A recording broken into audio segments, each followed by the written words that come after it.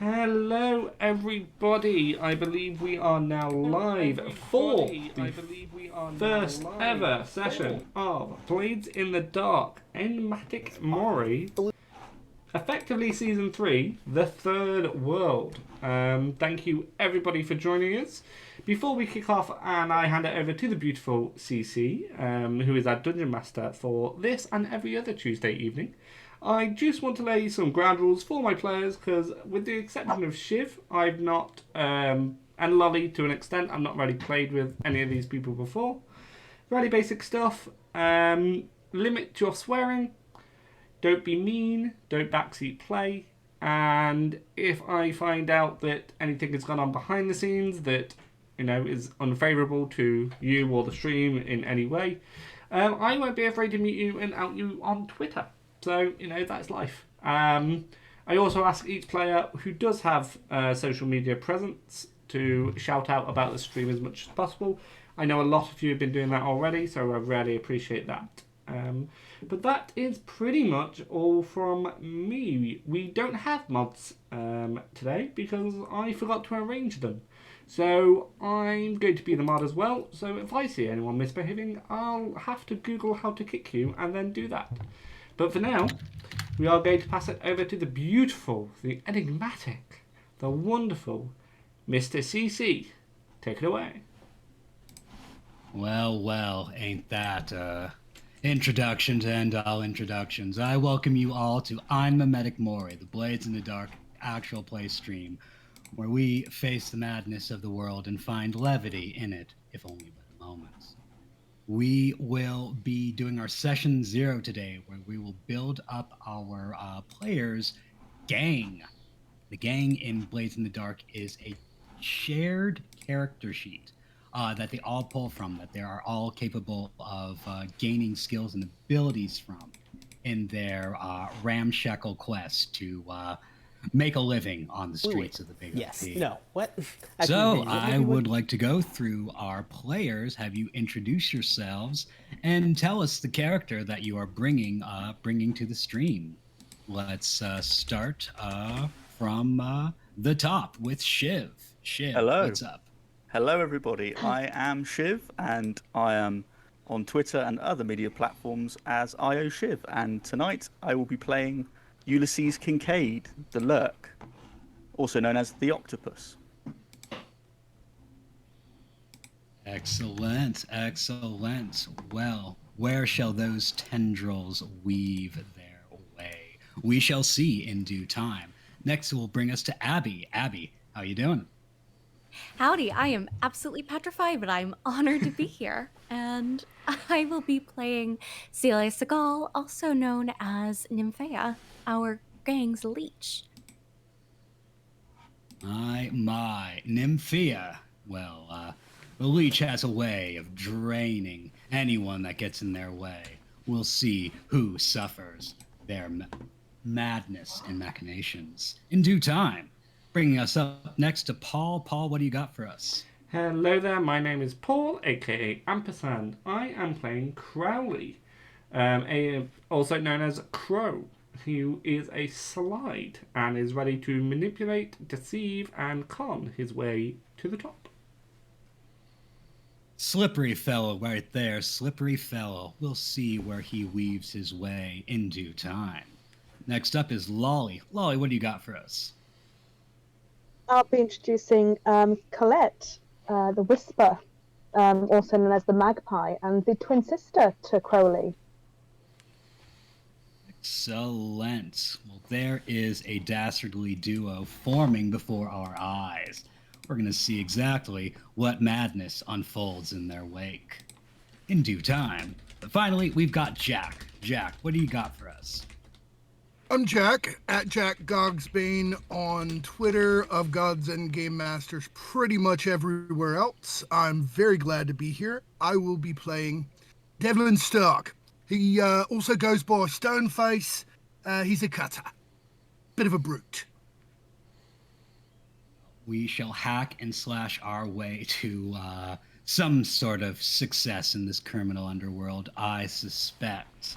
Which then brings us to the first part of Session 0.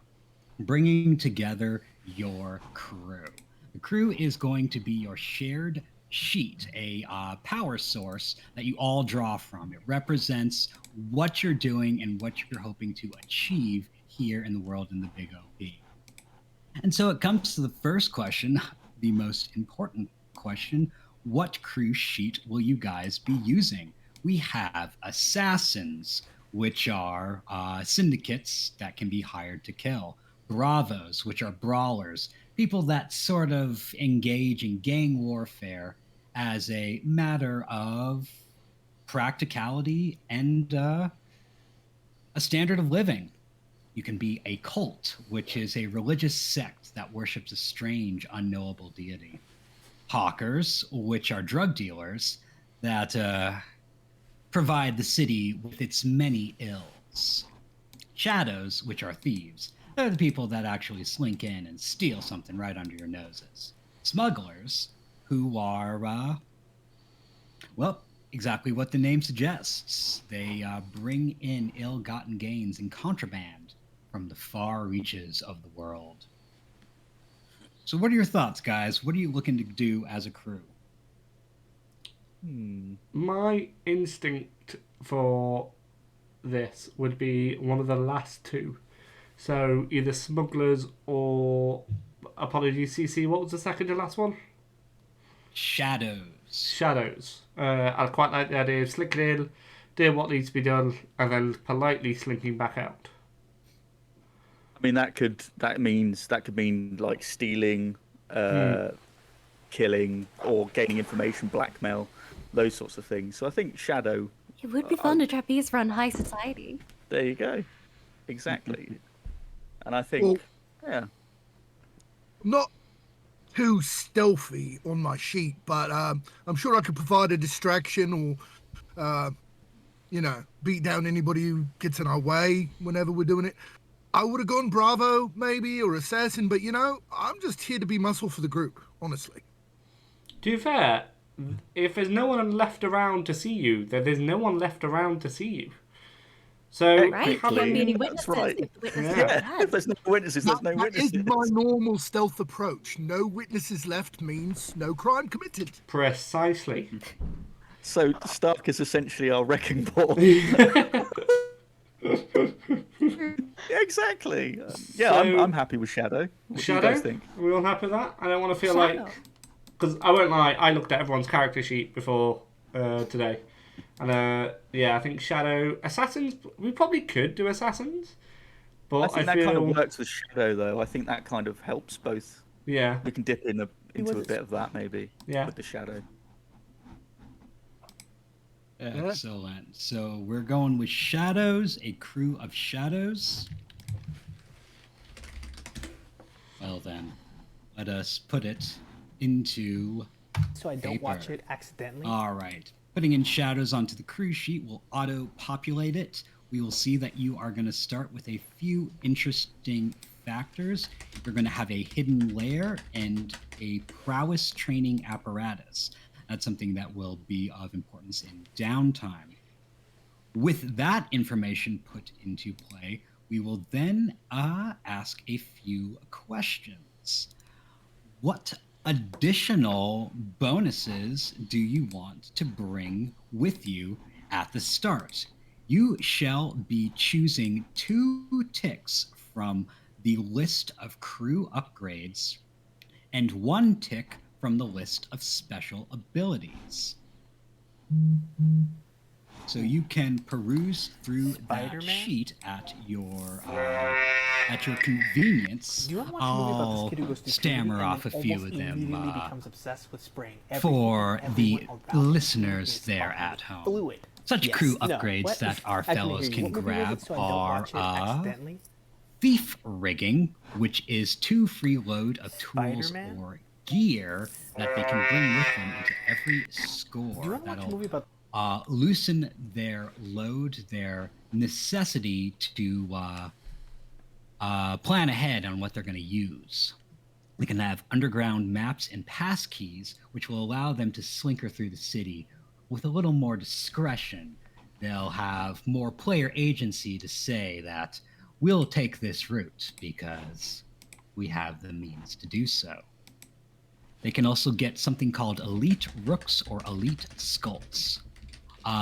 The crew can form a cohort sometime down the line. They come in such forms as thugs, rooks, skulks, and adepts. These are different groups of people that can perform specialized functions and then roll dice for them. Basically, soaking up a bit of the heat and bruises that come along in skullduggery. There are also such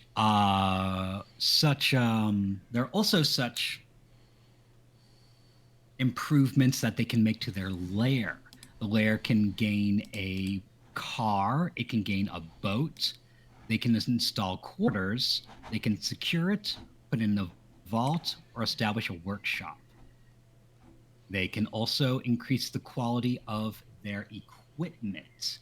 They can get documents at a higher quality, gear at a higher quality, implements, supplies, tools, and weapons. If they choose this, the quality of gear available to everyone goes up a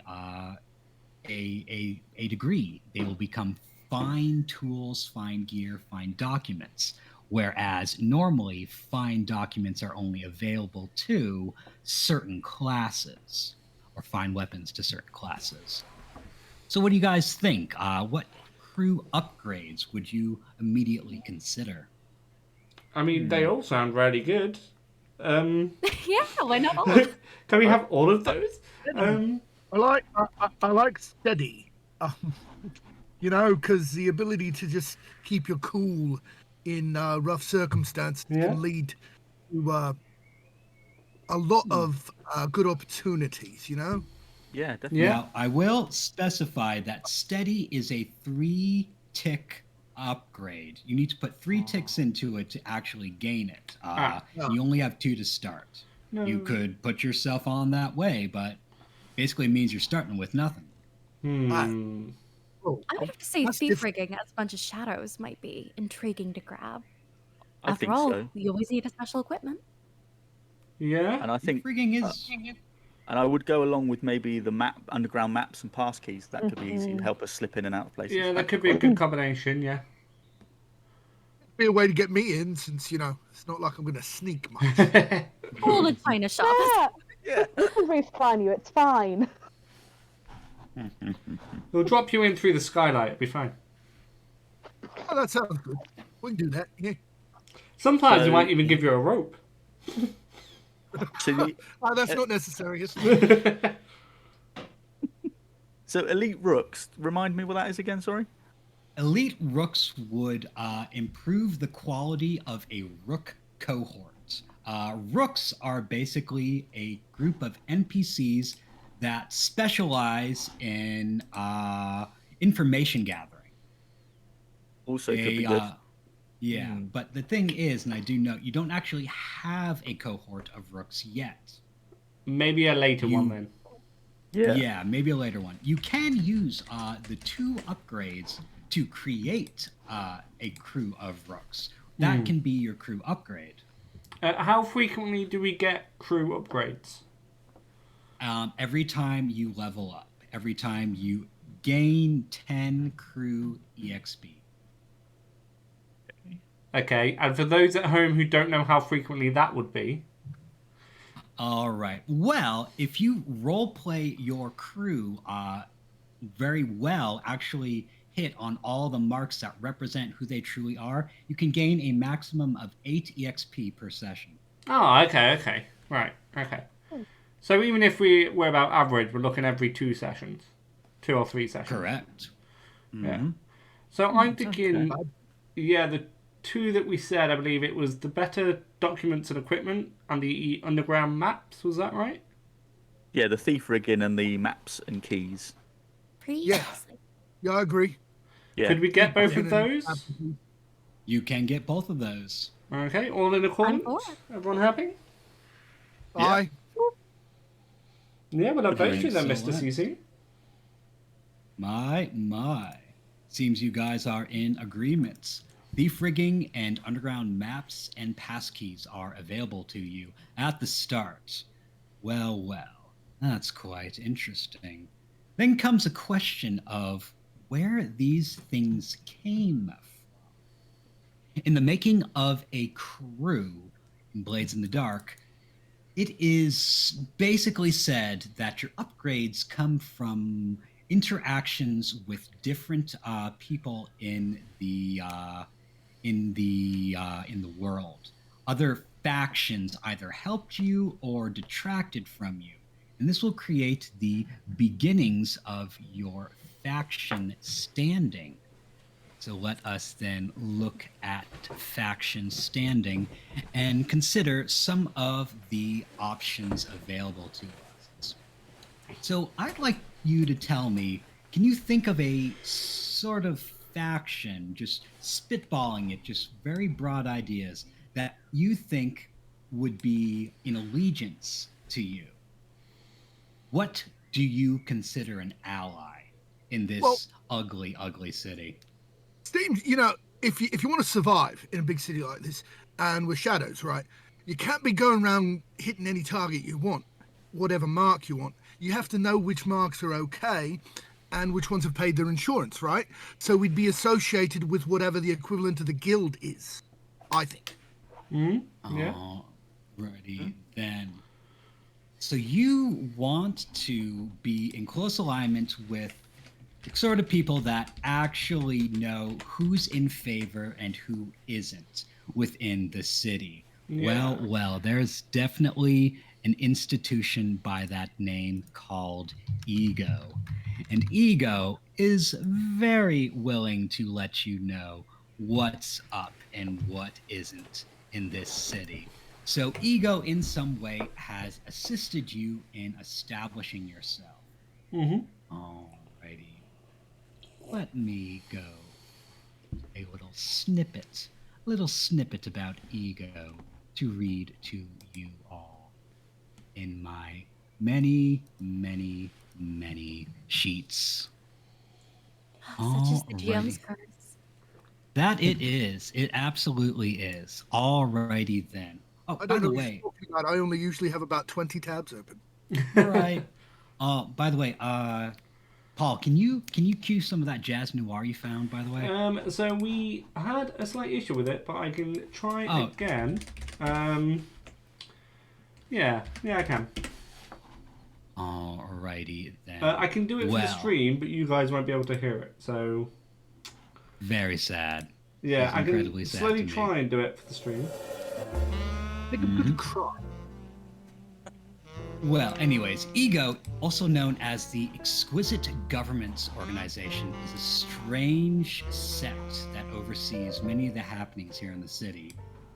Their revealance to you has only been in bits and pieces. They have merely extended a desire to oversee your dealings within the city. Make certain that you are engaging in appropriate and productive shadow dealings, such that in your earnest desire to make a living in this difficult and dreadful city, you do not walk your way to doom. Good shout. Indeed, indeed. They are a powerful organization. The favor they have granted you is not to be looked over. Could be the difference between life and death in due time. Question then is, what do you think they did? Do you think they're the ones that gave you the underground passkeys? I mean, they seem to be an information group mainly, so that makes sense to me. Yeah. Yeah, I'd go with that. Excellent, excellent. So then bring us to the question of who you pissed off to get that thief rigging. Okay. All right. So what kind of group do you think that you would have bumped heads with? Possibly stolen something from right off the get-go. I think maybe the police, the OPPD. That's what I was thinking. Yeah. The Yeah. OPPD. For some reason, I don't think they're gonna like a gang of thieves just going around stealing stuff. And who It's knows when how to we get into stole- places better than the This when we cops, stole right? our kid from Exactly. their lockup. Oh, that's a good one. That is a good one. We stole it from their lockup. I like that. Yeah. Yeah, That you is know, they good. took it in as evidence. We stole it. It's great. Yep. Fantastic. So you pissed off the OPPD right in the beginning of your criminal career. Does that- will. Can I just ask, does that also mean we could have somebody potentially on the inside that helped us get that information? That is a question to be answered. I'm just wondering as if it might have made our life a little bit easier, maybe pay off a corrupt OPPD officer or something. Yeah, a bit down on his luck. Slip him Indeed, some indeed. cash. He looks the well, other way, that- leaves things unlocked. That brings us to the next question of concern for the crew sheet. Who is your crew friend? And what I'm hearing is a corrupt cop. Mm-hmm.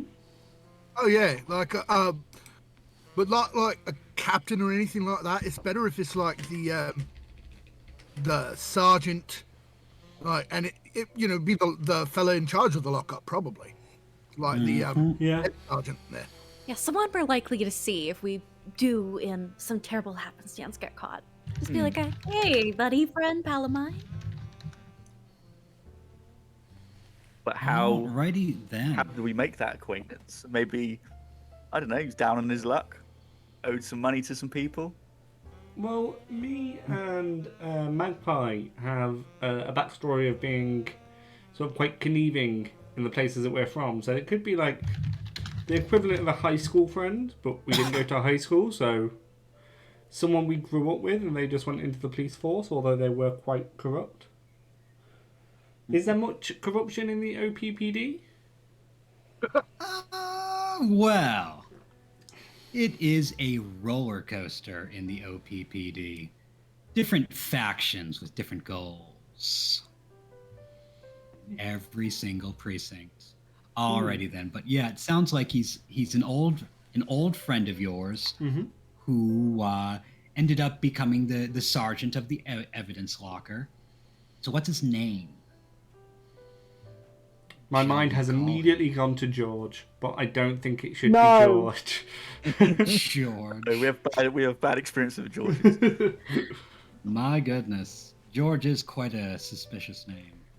Never trust George. They're too curious. They know. They know.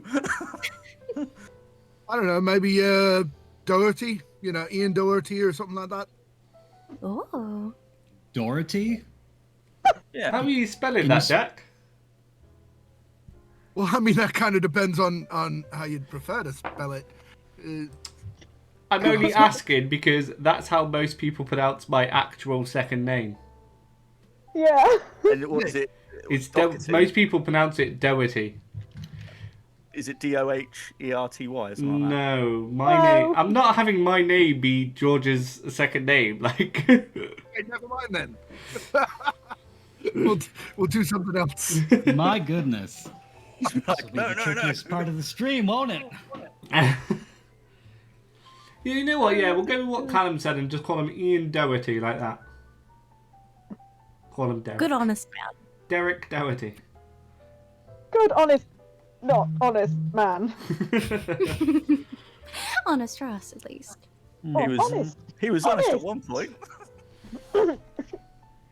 Yeah. All right. I heard Yeah, Derek exactly. Doherty. Derek Doherty. Derek O'Doherty. Derek Doherty.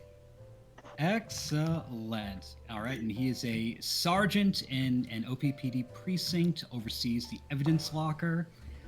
Very useful.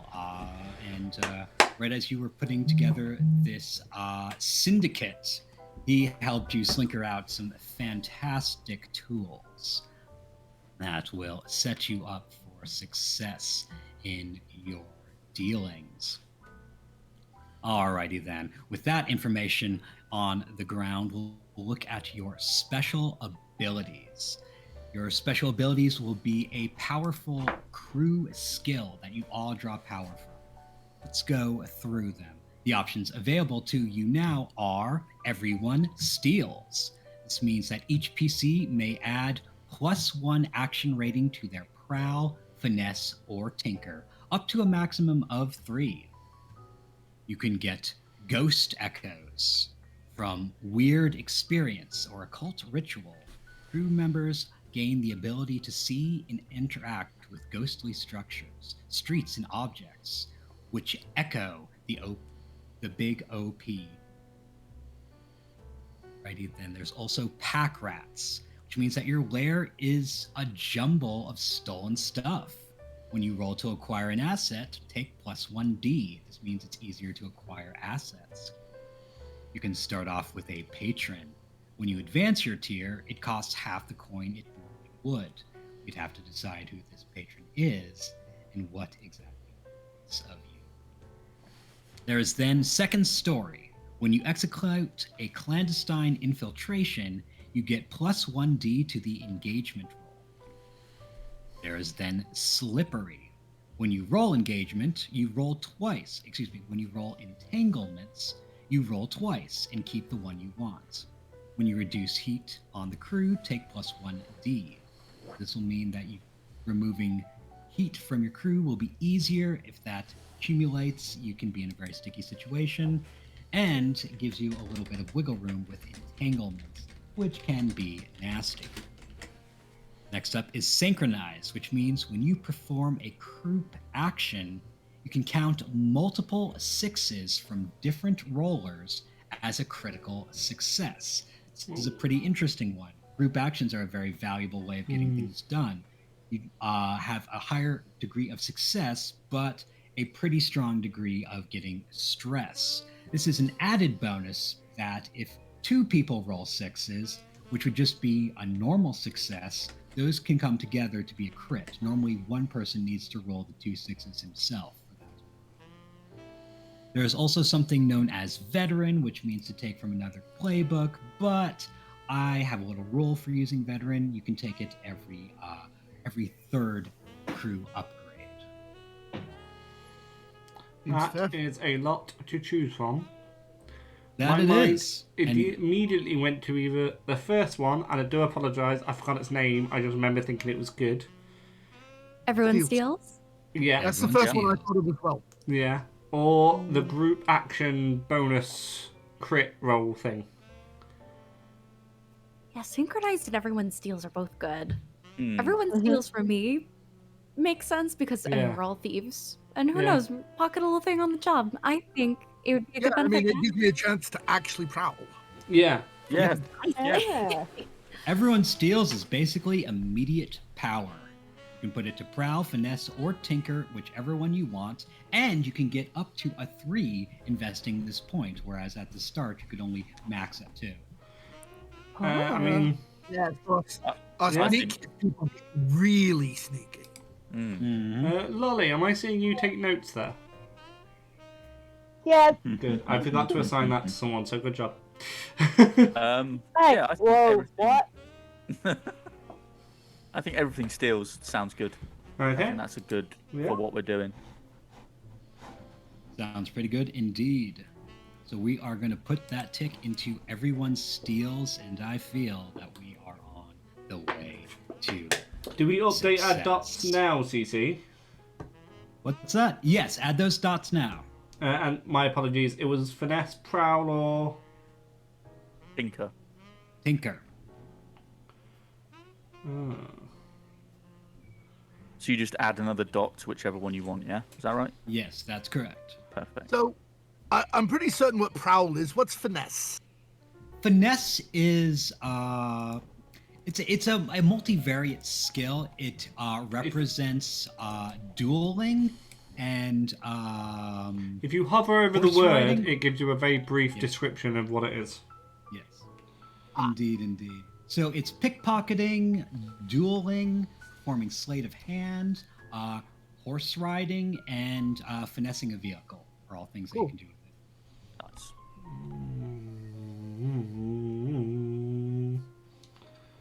That was carnal. Excellent.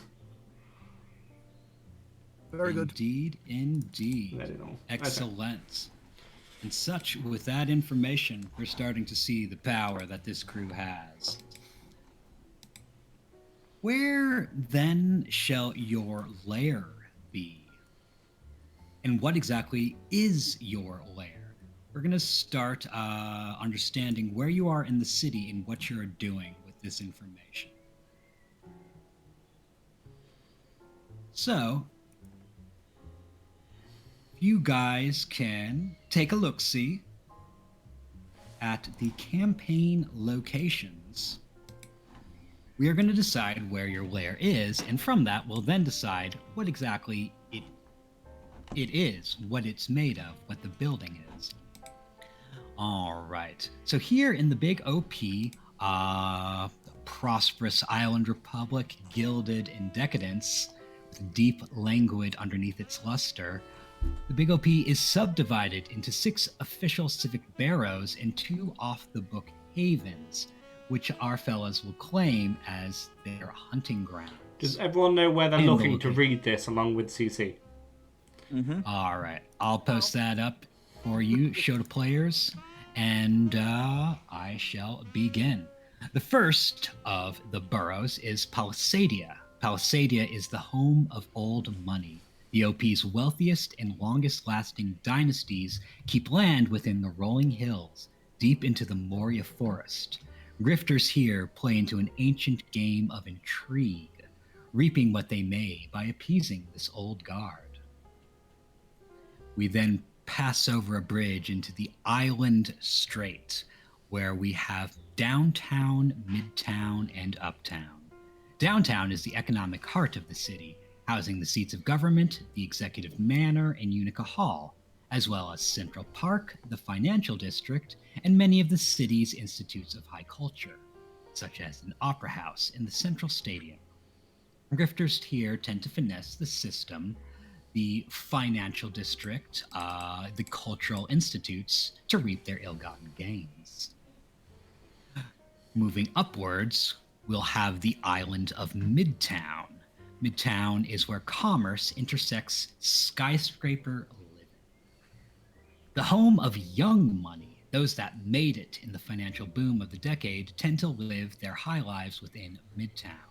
It is a young, hip boho culture enmeshed into Midtown, catering to fresh millionaires and the upper middle classmen of the barrow.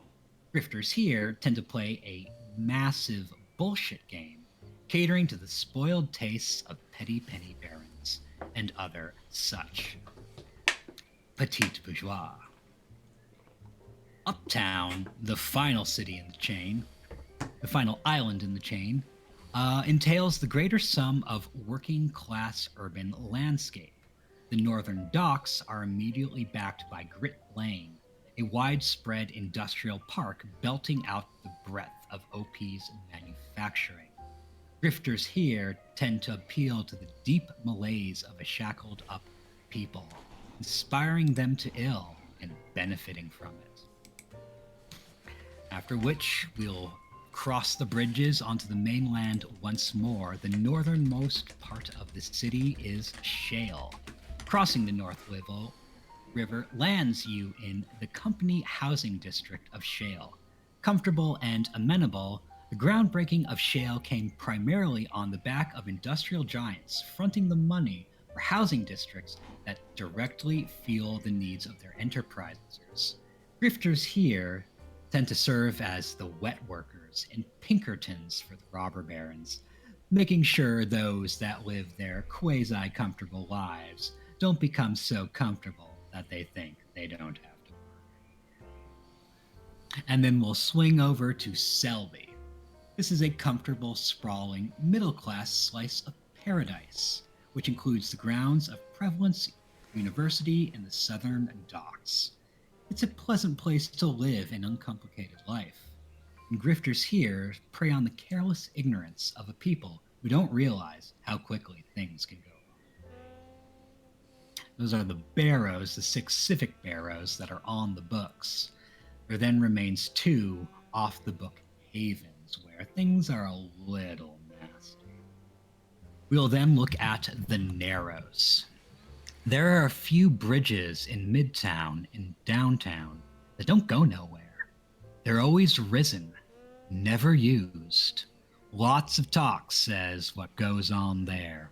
It's a financially failed development, or the ground's got too many sinkholes.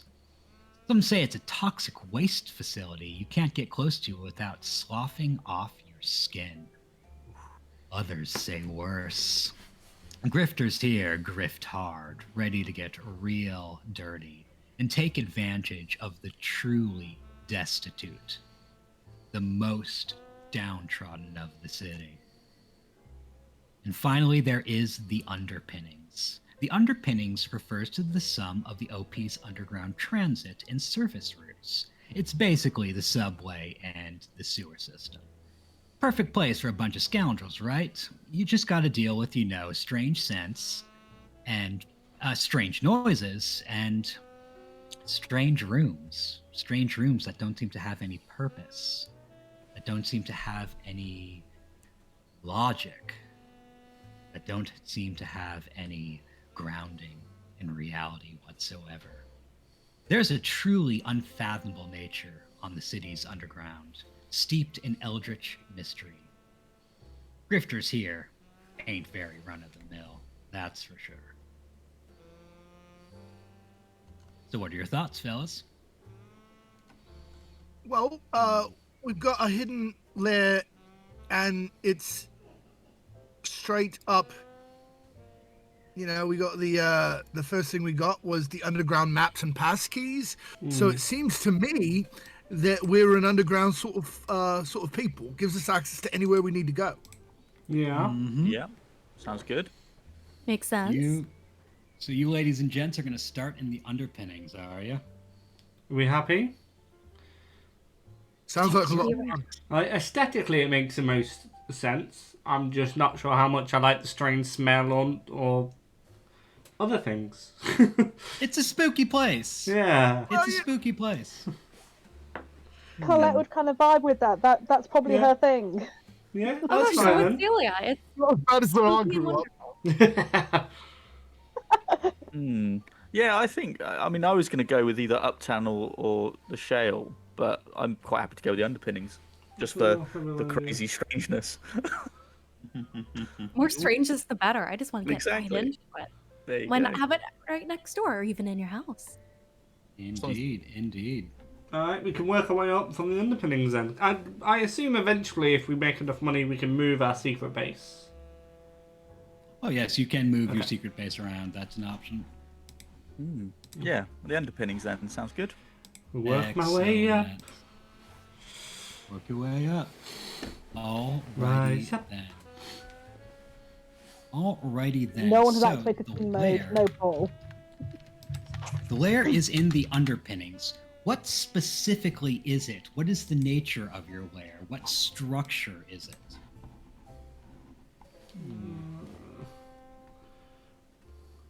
As Feel in, free to like, take. sorry, yeah. go on. Feel free to take broad creative strokes. But as in yes, as in what? I was going to say, as in, like, abandoned subway station. that's exactly what I was going to say. Something abandoned. Yeah. Something Yeah, abandoned, like yes. what I have in my head is like Metro, like Yeah. abandoned system. We're holed up in there like rats. Thing. You two have I got can't it. remember the name of the game, but it's like that. Is that the district? So, an abandoned subway station. I like the idea that at the centre of it is where the trains come on to like turn around. You know, the rotating thing, and they get sent off Oh, another the track. turnabout. Yeah, that's it. The Turnabout. turnabout. Because that's how we're getting all these underground maps and stuff. That's like We're a there. little sort of come to this station at this time, use this train, come here. That's it. Sort of like a secret sort of drop off. And who knows, one of our contacts might have hands in the Metro specifically, and might be like, all right, knock these areas off. Here's the okay spot. Kind of fill in that area. So actually, it's used. This turnabout is currently in use. It's functional. So it's a bit more in plain sight. We're sort of hidden in plain sight. The thing is, you can have the turnabout, and then just past that, like, is the one they never finished or got, got condemned because it was too dangerous, and then we took that over. It was, yeah, it's cheaper to build a new one as opposed to renovate the old one. Right. Sounds good. Alrighty then. So it is some sort of defunct headquarters beside the turnabout. Does that seem like a suitable description? Yeah. Sounds Yeah. perfect, yeah. Excellent. Excellent. So then, next up, we will be considering what sort of reputation you guys are gaining, how you are perceived by the powers that be in the city. What would a good word, one or two words that describe how you are perceived by the people of the big OP? My immediate word that came to mind was ruthless. Ruthless. And Good word. I'd probably say up and coming. Sorry. Ambitious. Ambitious, yeah. I'd Ambitious. probably say ambitious. Yeah, ruthless and ambitious. Yeah. Ruthless and ambitious. All right, we will put that for our reputation.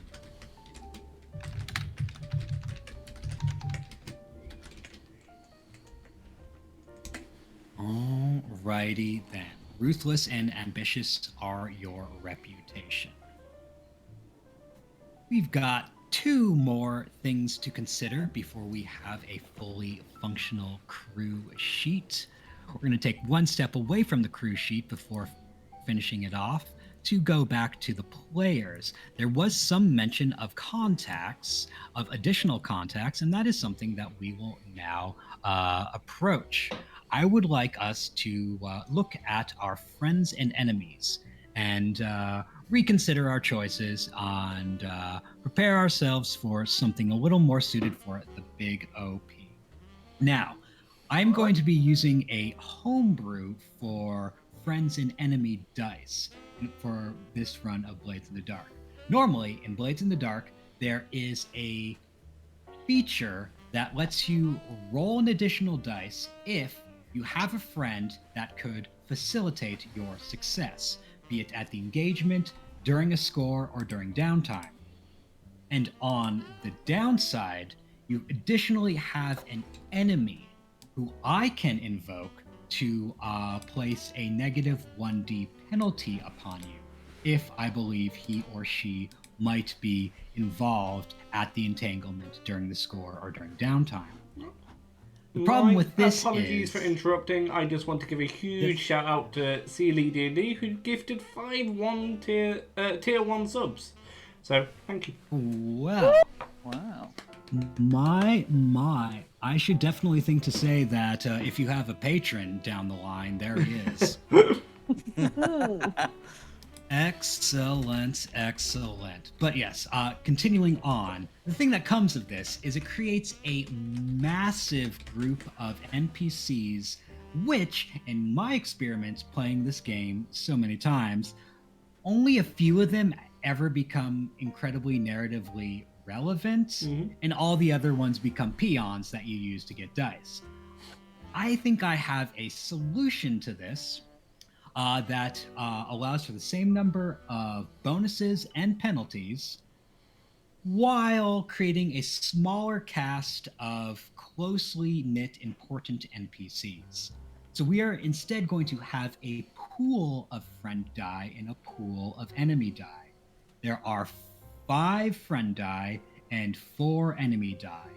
Each one of you will have 1 friend die to your name. You can share it with someone else if you would like, but for the most part, it will be yours to use. And you can invoke anyone that you conceive of being a friend. You can invoke the crew contact. You can invoke an NPC that you have grown fond of. You can invoke a faction that you get along with very well. Just about anything can be used to invoke the friend die. And the enemy die, I will once again have broad access to anyone who considers themselves an enemy of yours to throw that penalty at you. But in order to have anyone to pull from, I would like for us to make about a pool of 4 to 5 friends or enemies, just to get a groundwork for people that you know going into this. You already have the crew contact. That one is one that we can pull as a friend, but I want to see who might be most special to you. So each one of you can kind of introduce an idea of someone you feel would be important to you or an additional person of importance to the crew. It could be a friend or an enemy. Choosing an enemy will not mean that you have less access to your friend die. So if you want to have a narratively important, head-to-head bumping, go for it. Or if you'd prefer to have a narratively important friendship, then of course lean into that. Let's start once again from the top. Shiv, Hello. when you think of someone close to your scoundrel, a friend or an enemy, what comes to mind? For a friend, I was thinking along the lines, because I'm a lurk, I would say some sort of locksmith or someone who's good for that sort of business, I think. Do you perceive this kind of person being narratively important? I would say, yes, I would say so. Probably someone who I've had a long acquaintance with before I would have joined up with this crew. Mm-hmm. Kind of like someone I go to on the regular for, updating lockpicks, things like that. I kick him a few dollars on the side or whatever, and he helps me out, and we say no more. What if he was sort of a childhood friend, and picking locks was something you guys did as a hobby, and then you went in different directions with it? Yeah, we ran together as kids, and then he went on and opened a shop, and I went on and stole stuff. Alrighty. Those are like the only two directions you can go with lockpicking, aren't they? Like Yeah, lockpicking is a basically, binary choice. Open a lockpicking shop, steal. That is it. And he also cobbles shoes. And he also cobbles shoes. Why not? Is he called Timson? Yeah, and he engraves small trophies. Alrighty then. So you are basically friends with a well-to-do storekeeper. Mm-hmm. He runs several trades out of his storekeep. Lots of manual labor types things, such as lops, making, cobbling, hardware, things like that. Just a honest to God good sort of storekeeper. Yep. Timson the storekeeper. Wow. Yep. How did that become a tongue tire? Exactly. Timson the storekeeper. James Timpson, we'll call him. James Timson the storekeeper. Yeah. Excellent. All right. Jim- We will lock you in as that being your close tie. It'll be a friend. You will still be at the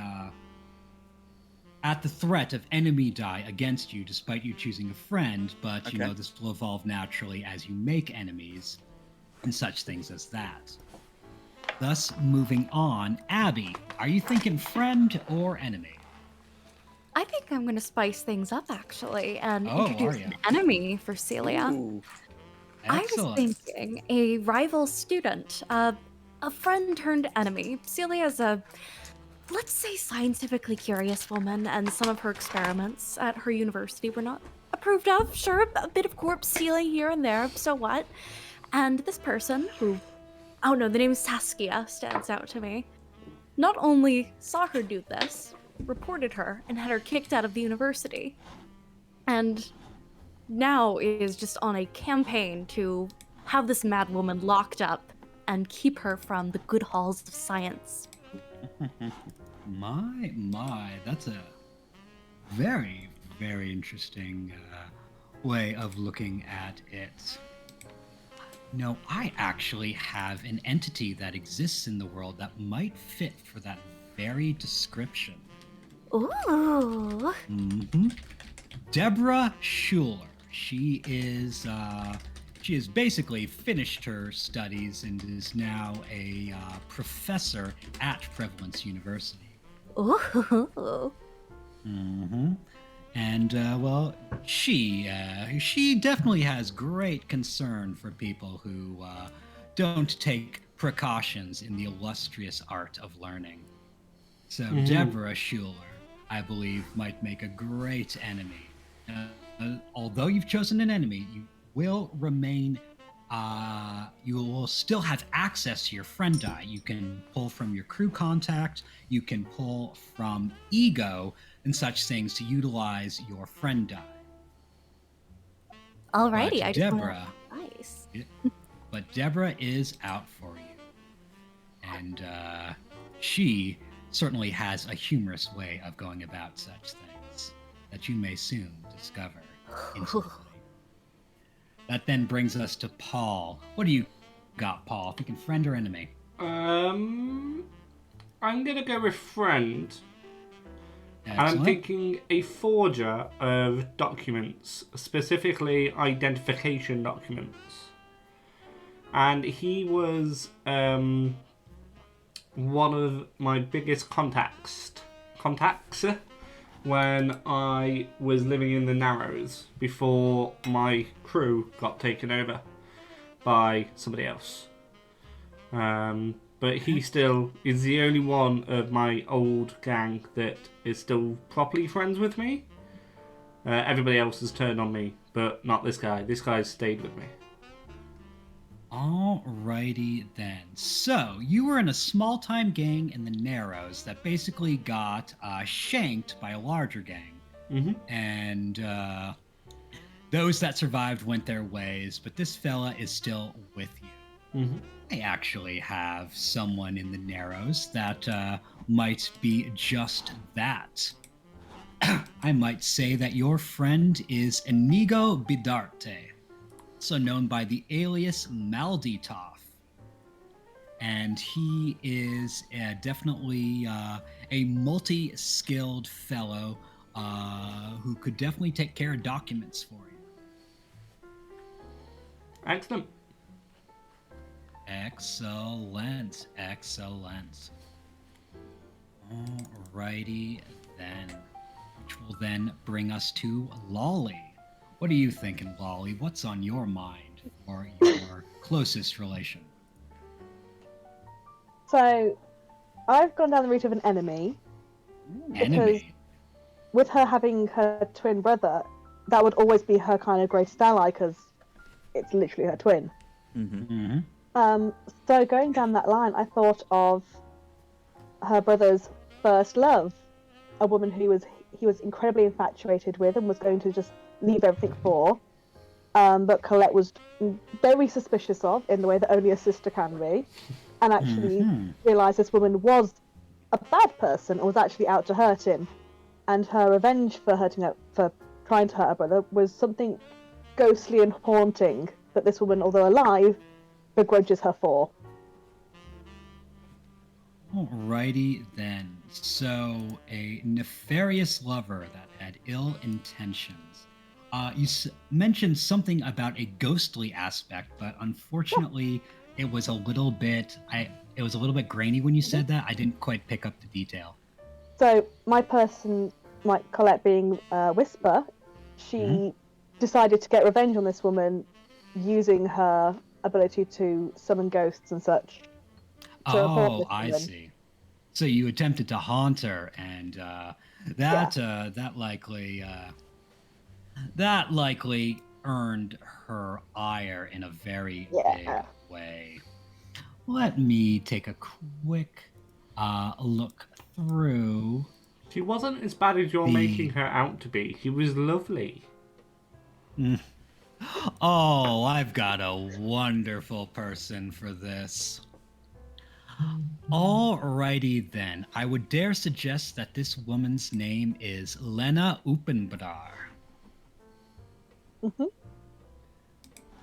Indeed. An Aruvian military woman. He has come here. Serves as sort of a sort of a what's the word I'm looking for? Ambassador for an off-gotten country of far west, and she is quite the seductress, with definitely quite a threat behind her. Excellent. And with that, we'll come to Jack. So Jack, what Go. I had in mind was both. One Friendly. person, both a friend and an enemy. Ah, On my vice/purveyor list, I have an obligation to a crime boss for paying off my debts. Basically, back in Gareth, I was sent to the Huskow for a number of crimes and not paying my debts and things like that. And this crime boss here paid to have me shipped over and gotten out of jail. Right? So I owe them a debt for that I can probably never repay, and they call on me to do things. But they're kind of friendly, and I can call on them for things, but they also don't, it's a complicated relationship. yeah, I'm understanding that very well. So let's see. Do I have a crime boss that I could labor you with in this world? Especially if you have a lady crime boss, somebody like Fish Mooney, or Oh, I do. I do. I'm watching that at the moment. I've watched it before. Getting to the end of season 1 now. Oh, goodness. I love this woman, and I'm so glad that she's going to have a very close proximity with you guys. So you can add to your sheet Markel Kenzaiken. She is the crime boss of a crew called the Prestigious Skid, Society of Cultural Indulgence and Digestion. How do you spell that? Her name. I shall put it into chat. Both Twitch chat and... Into Twitch chat, by the way, not in Discord chat. Oh, I put it into Twitch chat and Roll20 chat. Everywhere. So that the viewers at Everywhere. home can see. Markel Kenzaiken of the Prestigious Skid. Her alias is also known as Little Miss Prissy. Nice. Indeed. And with that taken care of, make sure that you add this name to your crew sheet into your friends list, else I will forget. I can't even find my crew sheet. My sheet when there we are. Right, friend.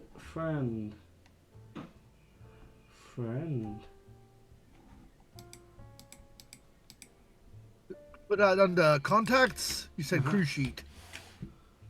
In notes or Excuse under me. contacts?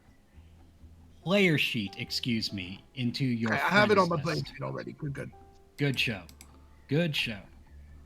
I'm gonna put my Alrighty notes. then. Sorry, what was mine called? I want to say Aniko. Inigo Bidarte. Yeah, that'll do. Excellent. Which leaves us with the most important part, the final four-way into defining ourselves as a crew. What is your name? Ooh. I swear my mind's got this associative thing. Whenever I hear the word name, I just think of the word George.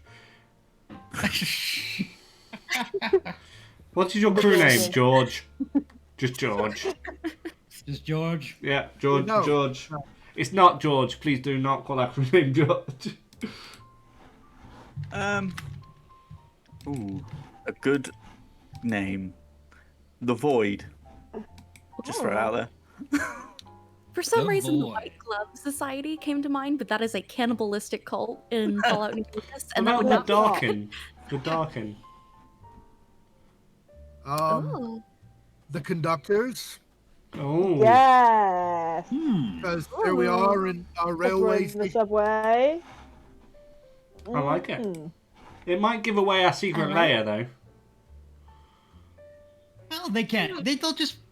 People hear Might that be and they'll music. think, no, there's no way they could be that literal. Right. Right. I will pretend it's about music. Yeah, Yeah, everyone maybe. just takes an instrument and one's the conductor, and that's it. Yeah, Decided I like we the are. conductor. The conductors.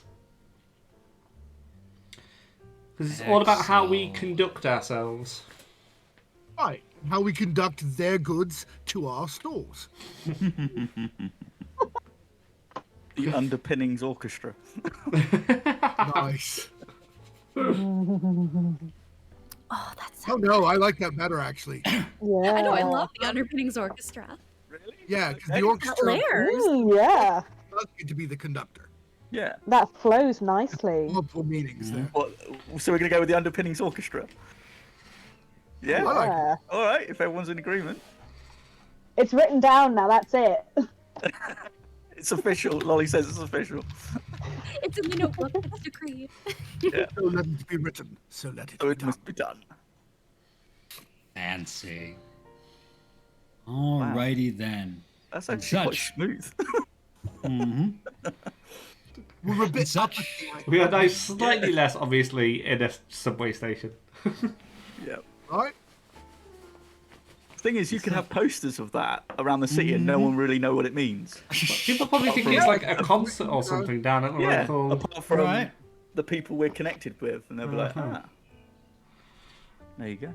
Okay, underpinning. You know, it'd be even funnier if we actually, all played an instrument and played gigs.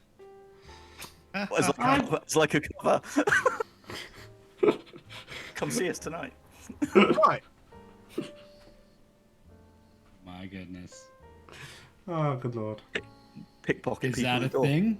Is that a thing? You must realize, fellows, ladies and gents, that you can define your weapons, your tools, your implements in any way that you choose. Oh. A Are you knife- saying that we can, like, turn a trombone into... Yeah. You could hit someone over the head with a cello. I think that's It's just very... a little cello. Think It's of a a big stand- man. Think of a stand-up bass with a razored bow. Oh. So you just got that. I like how we No, I went. just- We started with, like, I we just are see- ruthless, we are ambitious, we are on at 7 p.m. at the local theatre. And we're down on our luck musicians. Please help us.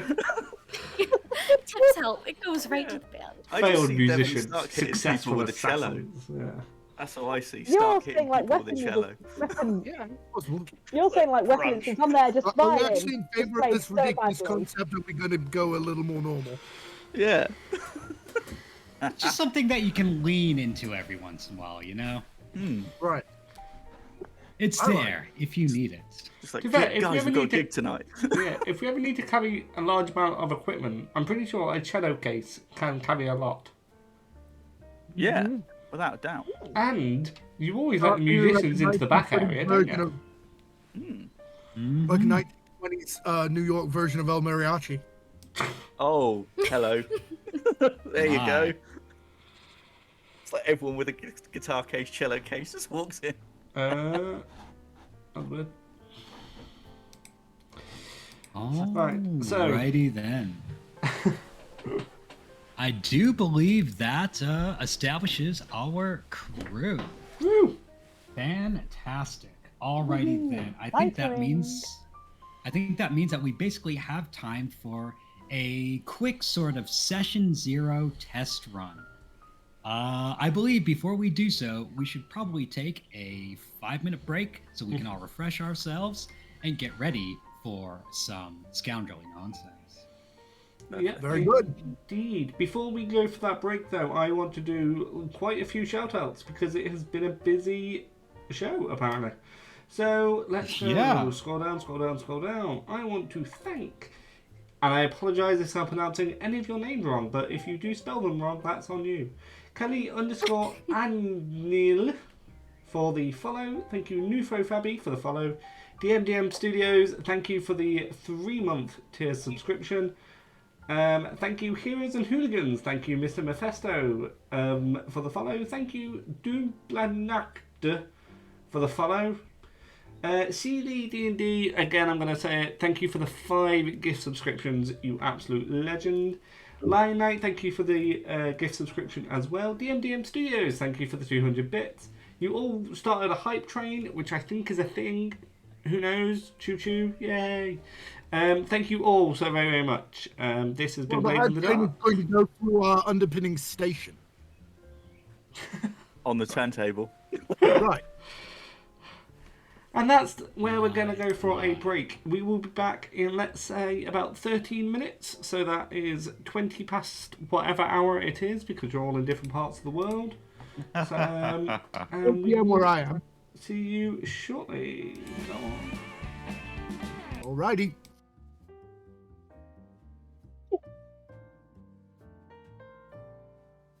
Perfect. Fantastic. That was smooth, guys. That was really good. Nice. It was really good. Oh Oh. my god, I was so nervous to play with y'all. And like, you're all so chill. It's so great. It's going to be a All blast. right. I mean, back in I'll a be bit. right back, guys. yeah, I With my can't break. believe I just threw out the name. The orchestra. I was like, what about that? It was brilliant. And But also, it's so thank you so much cool. for inviting me. Yeah, that's cool. Oh man, super smooth. Right, I'll go get a drink. I'll be back. Thank you very much. Oh, I shot. No. Also, I don't know if you can see past my mic, but the dog has joined us. Oh, it's doggo. He's just been like moving around the background. I'm like, Come on you in. gonna hang out for the whole time, buddy? Right, I'm gonna Doggo, get- doggo. Oh, let me scoop it up. Lucky, hey, Oh, waking you up. oh, he's so cute. He is spoiled. Oh, yes, please, love. Alright, I'm gonna go get a refill. I've got a husband for that.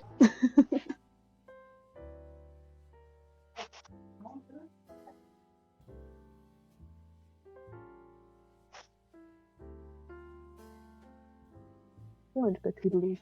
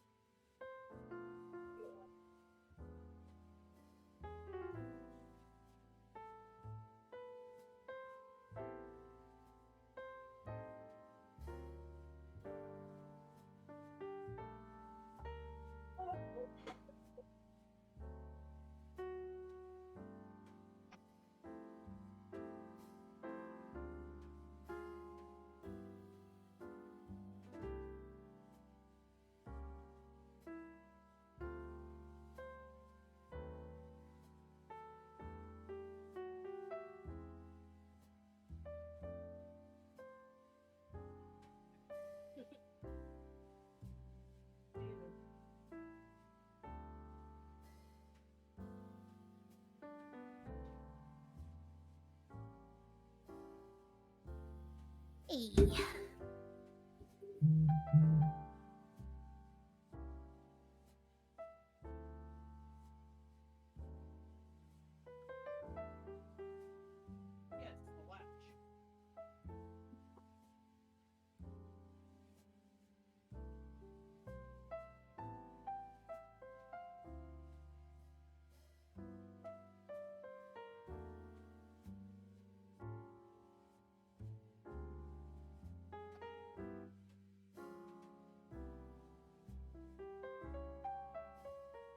So far, so good.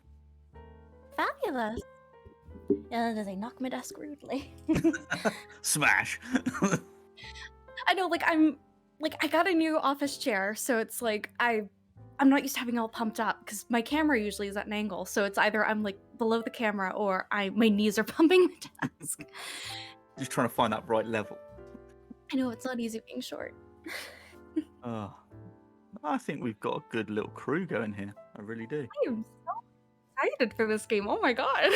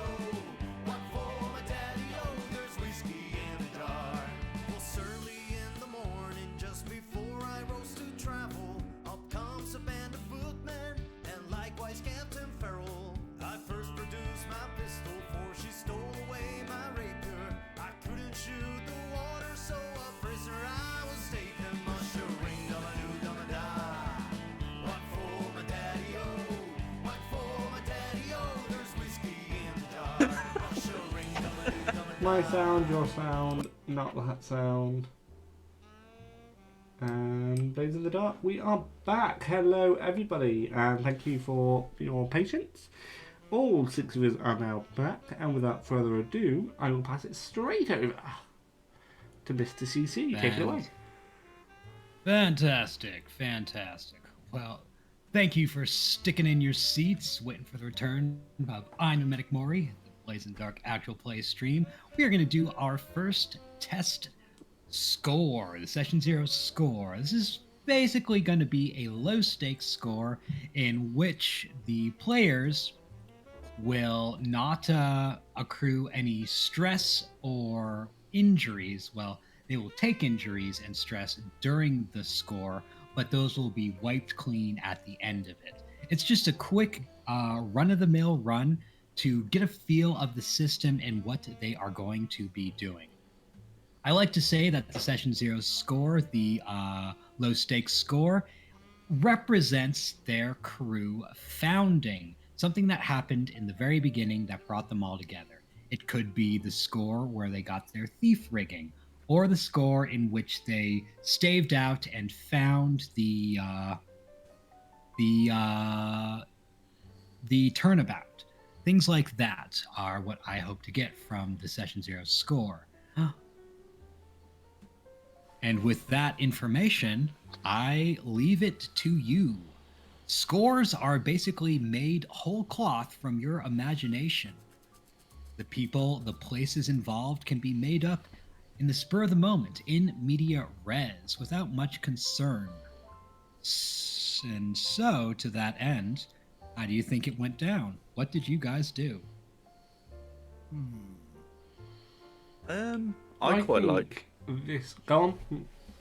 I was gonna say I like the way we got our lair, our sort of hideout, our place. I think that would probably be a good idea. Yeah, Excellent. yeah. How we got it? You know what other squatters we might have had to force Disperse. out. Yep. Alrighty then. So with that information, Yeah, what we do first is we take planning and detail. The Blades in the Dark system suggests 6 forms of planning that represent how things went down. There is assault, occult, deception, social, stealth, and transport. These are different ways of beginning a score. I'm thinking either assault or stealth. Possibly like stealth leading into an assault. Like we need to get a reconnaissance of the area first, see what's there, and then once we know what sort of critters we have to get out of our house, then we go in and beat the hell out of them. Sounds pretty good. I also agree with that. I was going to say a cult, but we don't know if there are any ghosties in there yet. So Wow. let's handle it mundane for now. Yeah. Excellent. Let's just keep it simple. All right. So we will then provide the detail for the plan. Where exactly are you entering? I would say from the train station that's working to the underground train station that's no longer working. Alrighty then. So you are basically maneuvering through the turnabout itself into the ill-gotten corners, the decrepit passageways, long forgotten. Mm-hmm. Everyone okay Sounds with that? about right. Yeah, sounds good. Yeah. Alrighty then. That then brings us to the question of load. As you go through the score, you will invoke the items listed on your player sheet to basically solve situations. You decide in media res what it is that you have been carrying all the time, because that's how it sort of goes. You had this master plan that planned for every contingency, and as things pop up in narration, as I throw things at you, you inform me, aha, I had this item because I had planned for this all along. There is a limit to that, however, and that is your load. You must choose a light, normal, or heavy load. A light load will basically mean that no one will perceive you as doing anything wrong, whereas normal and heavy will make you more and more suspicious. And more encumbered.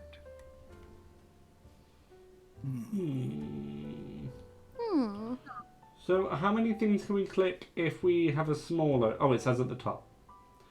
3, says at the 5, top. and 6, is that? Yeah. Correct. It's already a shady area. Right. Nice to look. So, like, normal's probably the best bet of balance because we don't want to be too over encumbered. We can all do different But ones. we are can't we? already underground, so we don't need to really worry about attracting too much attention. And yes, and final to that one question in the middle, yes, you can all use different loads. So, Okay. I think a normal load is pretty, like Jack said, is pretty good. Yeah, that's what I'm going with. Alrighty then. So everyone tick the load that they are choosing for this score, and as you go through the score, you will tick off the equipment that you are using. I will then stress that some of your equipment is italicized. These are 0 load items. Oh, yeah. And I'm currently looking at someone's sheet who is ticking things. You don't do that right now. Oh. Ah, gotcha. As we Oh, go yeah. through this, Yeah. as I we go through remember. the That's score, me. I will. In this setting, what would be a heavy weapon? Basically, for you to decide, you can have a broad swath of creativity to it. All right, So we're not clicking anything just yet. Am I right? Not yet. Okay. just the load. Just the Right. load. And then as you go through the score, you will encounter situations where you will need load, and you will invoke that load and choose an item then. Okay.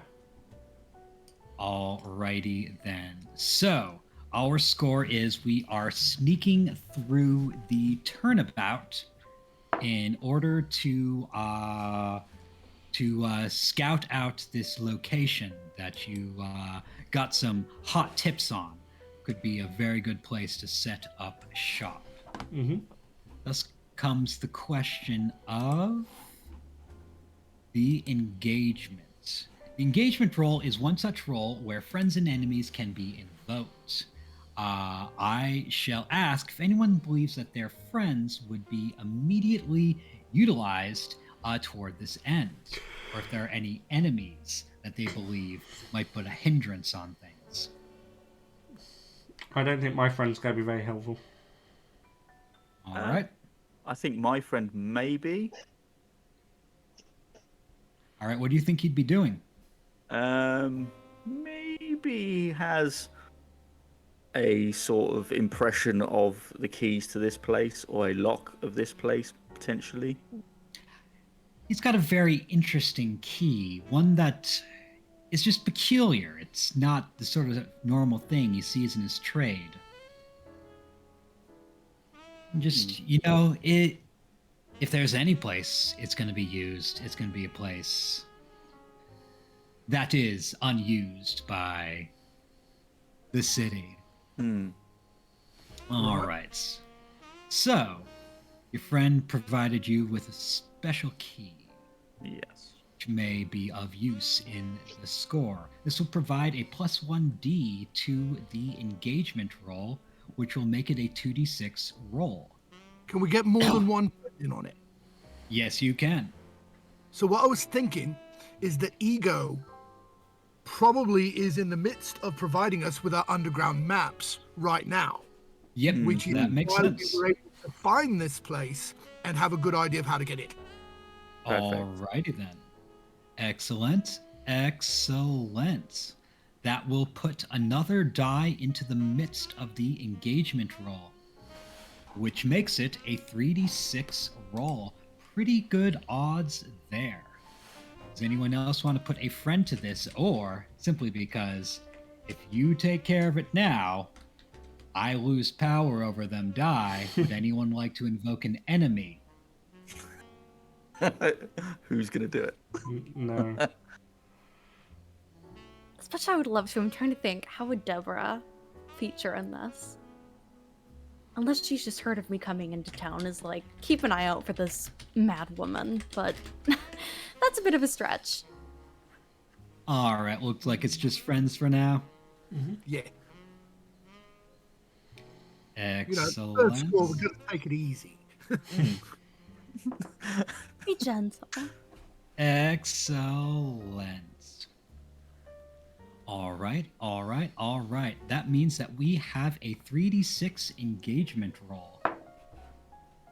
Who would like to make the roll?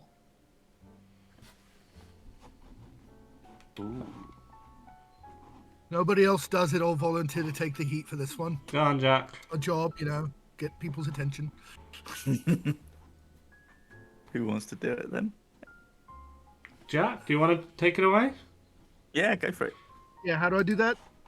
All right, from the crew sheet, underneath the crew upgrades, you'll see a button that says Roll Engagement. It will task you with providing a number of dice, 3, and then it will roll.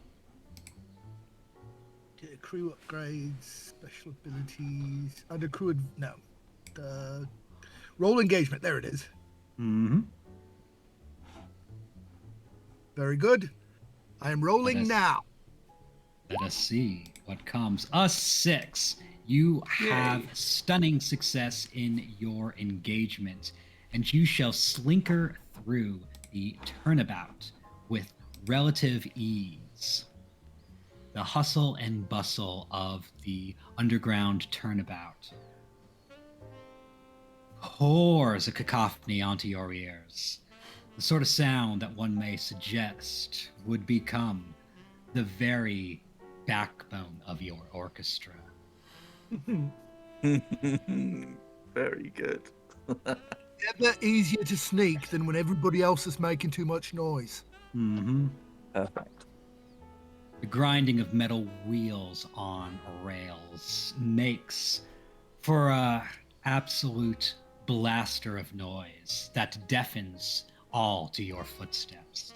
You slinker through the turnabout and find your way to the strange hallway and begin to meander downward. You eventually find a door, just as all rumors suggested, and the key provided to you by Timson fits the lock perfectly.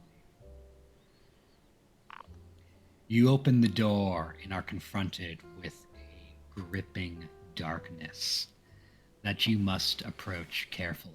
What do you do? Excellent Well, question. I pull out my portable torch, don't I? You've got yourself a torch. You bust out a torch that is an item. So click on that, and you shall find yourself confronted with By torch, I mean the British term, so flashlight or lantern. flashlight. Oh, yes. I was momentarily confused being an American, but No, it if you're an is. American. Mhm. But I'm it also an is the American. right I love age. British literature. But it is the right age for flashlights to have been invented. And So I'm going to it click is lantern. exactly. I think that's the closest appropriate. Yep. Tick that off. That basically solves the situation in and of itself. And you are confronted with, well, a wall Oh. riddled with strange symbols. Indeed, the door opens and you have but 10 feet of leeway until you conclude at a dead end that is covered in strange symbols. Boy, there's somebody else's thing to do right there. Looks like we've got guests. The sort of guests who invite, I don't know, ghosties in here. Because I don't know about the rest of you, but I don't want to sit somewhere where I have a bunch of undead things crawling about. I mean, unless we can make friends with them. Fair, you certainly have the demeanor for it. Sister, What? Magpie, have you recognized these? You may be our arcane specialist, I'm afraid. Okay. So Colette will go off to examine these markings. Excellent. What role do you think will best represent this action? So if I open the right thingy, I'll probably go with study. A study would certainly do something. I've got a dot in that one. We got one in that. Excellent. Then you may study away with that roll. Okay. For those who don't know how to make that happen, Tap the word, Excellent. sweetheart. So you will go to your player sheet, find study within your sheet, and click on the word study. really hope that's done something. When you click on it, you will be prompted to put in some inputs. You are going to be in a risky position for studying here with standard effect. And at moment, you have 0 bonus die. You can get yourself bonus die by pushing yourself for 2 stress, or someone can help you for 1 stress. Okay. I And think well, You have to have the skill. X. The skill to help? No, in fact, you don't. And if so long as the way you help makes sense. All right, you have rolled a 5. cool. Indeed. And you begin to take a gander at these runes, these strange marked symbols upon this wall. So what I was thinking is, if I was going to help, it would be like getting ready to yank her back from it in case the runes exploded or something. That is, in fact, a way that would be a meaningful way to help. But it seems she rolled. But it seems she rolled on herself by herself, and she got a 5. A 5 is a partial success. That means that you will get the outcome that you want, but there will be a consequence. Indeed. So you shall approach this set of runes and begin to study them to make sense of it. And, well, they will have a bit of a treat for you. In deciphering them, you shall momentarily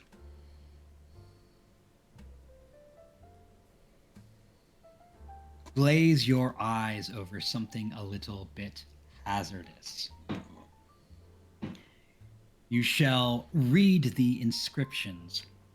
An old form of the standard tongue of the Big OP. About the time of the colonial area, there are little bits and bobs of the language that was changed, and it's just stylized in a way that's made difficult to decipher. So you ultimately realize that you are reading the same language with a lot of anachronisms and a lot of strange typographical choices to make it a bit of a difficult read.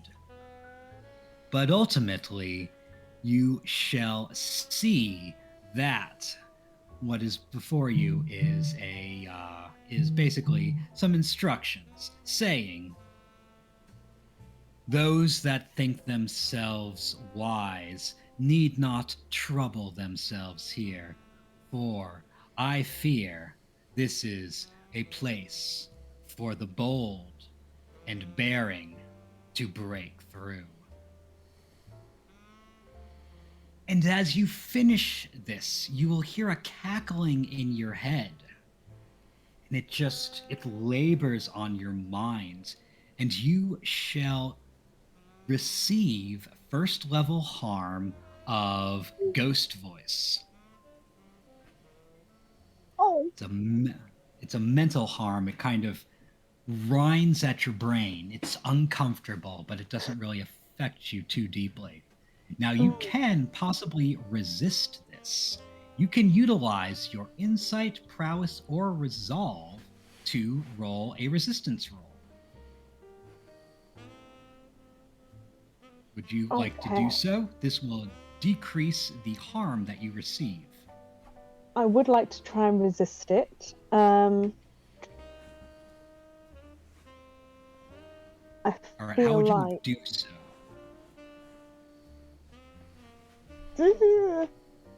I feel like if it's a ghost kind of damage, I'd be looking at using maybe my attune to try and balance that. All right. What you actually use is your insight, prowess, or resolve itself, the higher order attribute. The insight, resolve, or prowess is the sum of the first dot in your skills. So you would have 2 in basically all of them. Oh, that's cool. But since attune is a resolve, you may instead want to use a resolve. Yes. All right. So click on resolve, and we'll see what comes of it. And there's no bonus die. No bonus die. All right. You have rolled a 4. This means that you're going to suffer 2 stress.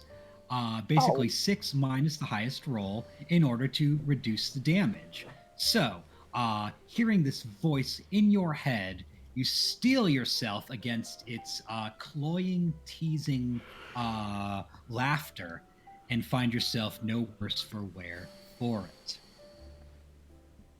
But indeed, you now have the message. It's basically taunting any learned one that would try and decipher it and saying, yeah, you just need to smash through the wall.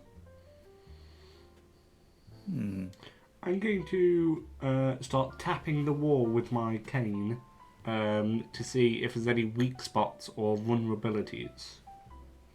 Well, assuming she shares the information. Yes, I take a moment to compose myself after receiving that terrifying feeling to my mind. Well, in the long and short of it, we have to force our way in. Oh, straightforward spirits, aren't they? By the way, do you need smelling salts, a balm, anything like that? You look a bit ill. I'll be fine, I'm sure. Very well. If you can find me the right place to hit, I'll just use this big old sledgehammer I've got. Okay, I'm gonna use survey to see if I can find weak spots. Alrighty then, this sounds like a setup roll. The success of your roll will give our companion here greater effect. So you may survey. It is not letting me click survey. All right. Well, when you click it, you will get a prompt, and you'll go through a couple. Oh yeah, sorry, could have couple opened the window questions. somewhere. Yeah. Yeah, Risky, you will control, have desperate, risky- fortune. It'll be a risky position with standard effect and 0 bonus die unless you wish to push yourself. No, I'm good for now. I'm just gonna do that. Excellent. Then So- let's see the roll. That's weird. 6. All right, you have a Nice. 6. You will assess the structure of the wall and find the perfect place to strike, which will set up our friend here with a better effect. All right, then, stone face. This stonework is about to turn face on you. You will be able to make your move with risky, great effect. All right. So, if the sledgehammer, if I make that my fine heavy weapon, Mm-hmm. what effect will that have on? All The whack. right. Invoking your fine equipment against this will basically facilitate even greater effect. So we're looking at risky extreme effect. All right. So Can- wreck, yeah. Can anyone help? Mhm. Can anyone help this? And anyone can help, yes. They can take 1 stress to help him and give 1 bonus die to him. I will help, because I will open my jacket and I will produce some iron spikes for my demolition tools that I can Nice. put towards where Crowley. Slam. I can slam him in there with the sledgehammer. Yep. Slam him right on in. This is going to be messy, I believe. All right. So we're going wreck, risky, extreme effect Mm-hmm. with a 1 bonus die. 1 bonus die. All right. Ooh. And that's a crit. Wow. Ka-ching. That is going to be the Wow. best roll we do ever, and it's to hit a wall. Yep. Just breaking down. That's it. You know, Suck it, walls. Soak it all in. breaking things is what I do. And people. Well, well. Let it be said that this crew is all about breaking down barriers. All physical, social, don't matter. All right. Spiritual. So, Spiritual, right? so placing the spikes in the right place, Devlin Stark, Stoneface, brings to bear all of his unfathomable physical strength right in the perfect spot.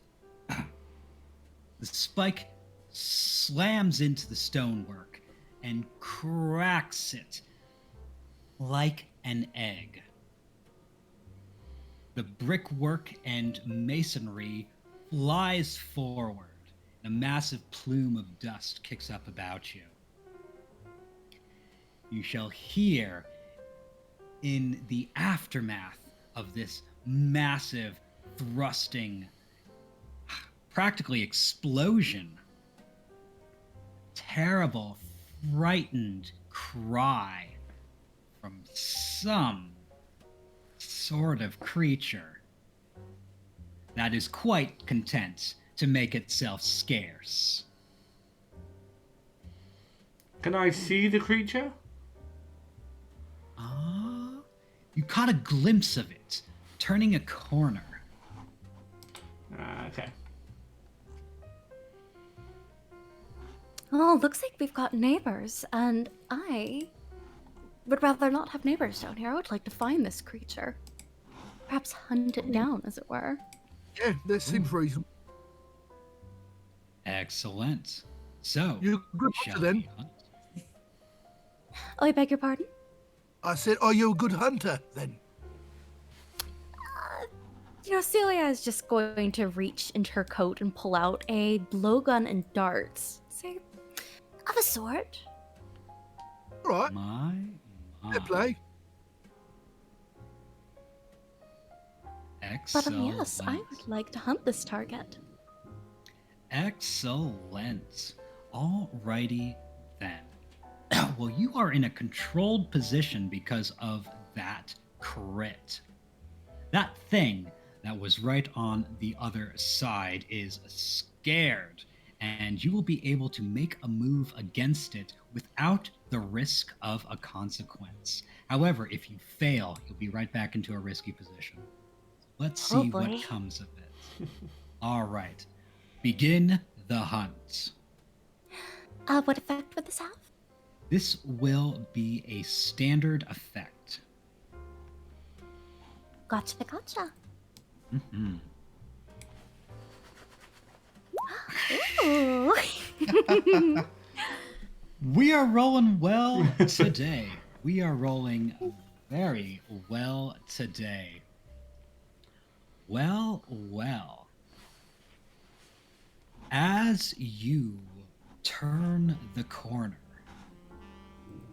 in the shallow penumbra of light, do you see the creature? And with deft precision, do you let loose the dart of your blowgun, which perfectly pierces itself into the creature's neck, imbibing it with a lucid, dreamy poison that shall render it of no worry to you. Yes. Very good shot. Indeed. That thing anyway. Not sure, but I'm certain I could figure out what it is. And Celia's gonna lean down next to it and just, almost like a proud hunter with her kill, like lift up its head, kind of showing off its anatomy, looking at it a bit closer. There's a devious look in her eye. This thing is probably not gonna leave her newly established lab alive. Mm-hmm. Alrighty then. So I believe a survey or a study, possibly if you're willing to do a little bit of damage to its body, a tinker could arbitrage what this creature is. Celia's not a gentlewoman. How poisonous And is this poison dart? Like, It's only a sedative, really nothing to worry about. I promise. Alrighty then. If So, I'm able yeah. to help, I will Mhm. quite happily help, because I will take out my tinkering tools and lay them on the floor and be like, please, take your pick. Oh, aren't you a gentleman? And Celia with glee is just gonna pick from them. But yes, I'm going to tinker. After all, in the pursuit of Excellent. knowledge, we have to get our hands dirty. Excellent. So this will be a risky standard effect with +1 bonus die. Let's see what you discover. Oh, yes. Oh, that's a 1. Is that bad? There's a 1, but there is also a 6. yeah, we only one's take the only- highest. We only take the highest, don't we? Correct. right. Oh, good, good. Correct. Well, this is quite the discovery. Oh, You're a learned one, aren't you? You're a very learned one. Well, I should say that you've learned quite a few interesting things in your time at Prevalence University. that I have. Would you say you have any historical knowledge? Bit. Admittedly, biology was my focus, but it is a necessary class, just the bare minimum, as it were. Well, I'm certain a bit of biology might have led you to this interesting historical factuette. Oh. The Big OP is on an island known as Two Shores Island, which is basically understood to be a what's the word? A mistranslation. Well, actually, a literal translation of the old name for the island, which was Tuzar. The island of Tuzar began to become known as Two Shores because they sounded kind of close enough, and it was wildly known for there being two illustrious ports. But the original name of the city of the island was Tuzar, which meant Basilisk Mountain. And this is what myth would say is a basilisk. It is a one-eyed, large rodent creature.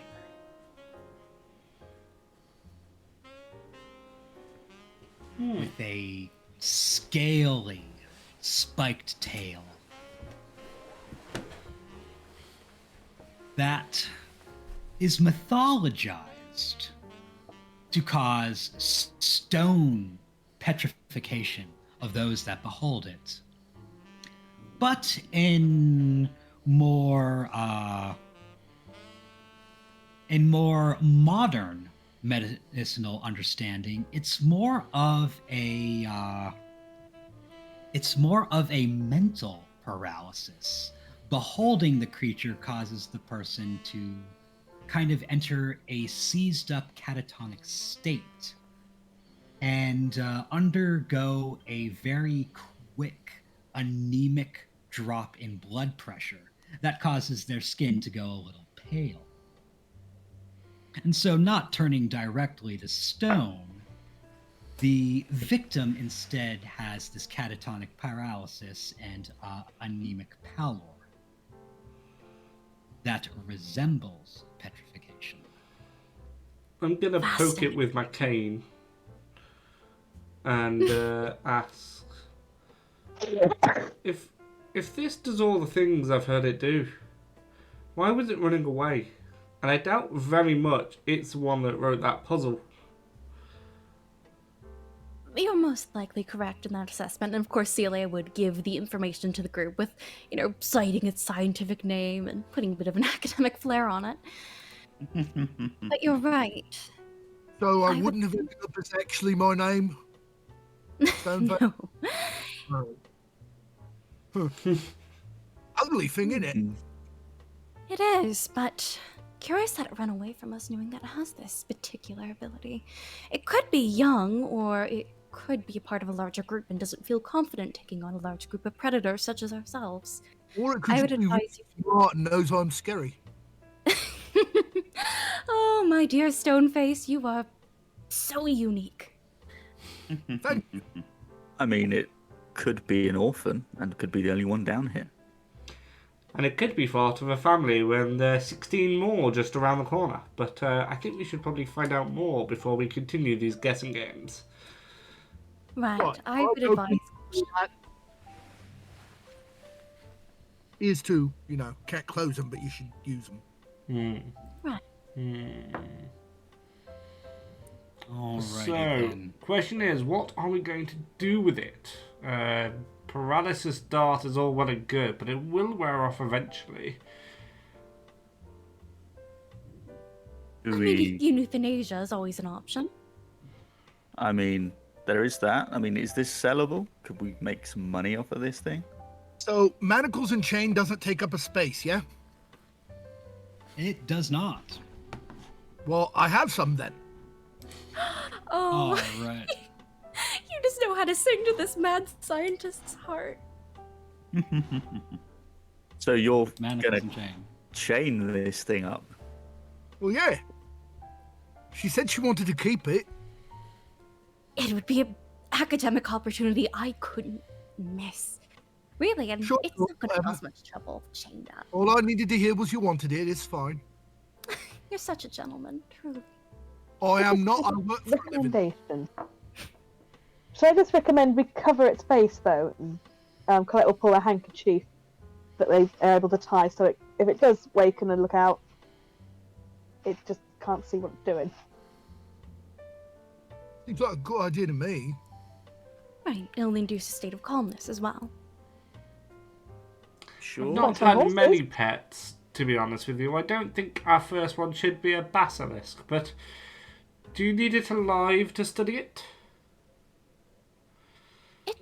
depends. I would prefer it fresh, but it's not going to cause much trouble chained up. Right, and the thing is, if we can make it a pet and use it as a guard dog, I don't mean You to be know? rude, but so far all it's done is run away. Maybe not the best guard dog we could ask for. Domestication is a process. right? She I have said, an idea. Maybe Stoneface can train this thing. maybe, I don't know. I mean, what are you like? Are you good with animals? I'm good at making things do what I want. That's good enough for me. And I can offer a Same thing. chemical encouragement if it doesn't disagree. Chemical encouragement. My goodness. My goodness. Well, Assume that would probably end up being a command role in the long run, yeah? Indeed. Something Good. that could I am, in indeed. fact, moderately competent at that. Fantastic. Stoneface has Alrighty a then. guard dog. Well, with the Perfect. rat-like basilisk tied up and affixed in a direction that it can't look at you, you find yourself able to move forward unabated by the terrible threat of its gaze. it's also blindfolded, don't forget that. Blindfolded, of course.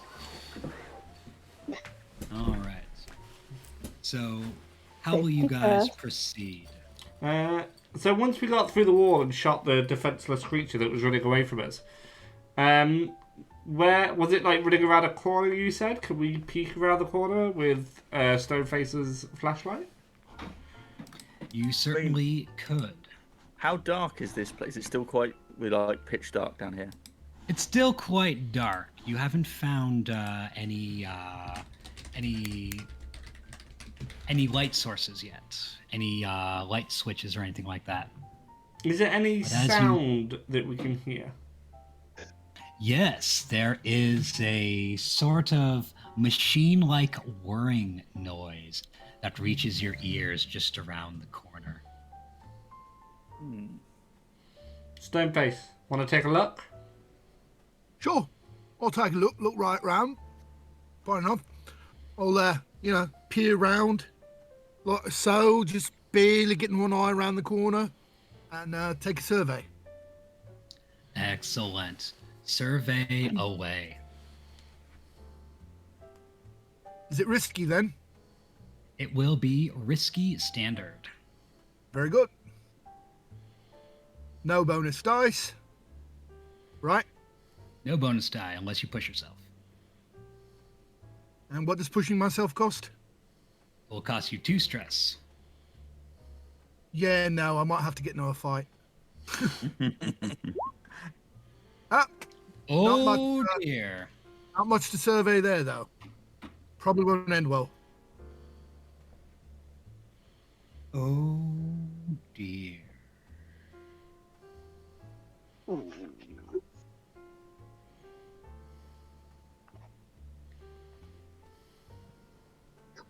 Excellent, excellent. Well, not excellent, quite exactly the opposite of excellence. As you meander forward into the corridor and concluding room just around the corner. Turning the corner and following the corridor about 20 paces finally brings you into a massive central chamber, about which there are a grand sort of useful, shadowy amenities there waiting for you. Affixed about a central effigy. A strange pillar, approximately 8 feet in length and width, made of glass, through which a violet and cyan smoke meanders upward endlessly. What is that? 1 second. In beholding it, you momentarily see a form rise. An elder man, decrepit, his face gaunt, his teeth bleached and threadbare, his eyes clasped shut by the world weariness of who knows how many years. And it peers into you with what feels like pity. And it sighs a deep sigh that brings shivers to your bone. You will take second level harm of Eldritch Chill. Oh. And how do I resist that? You may roll a resistance check using your insight, prowess, or resolve.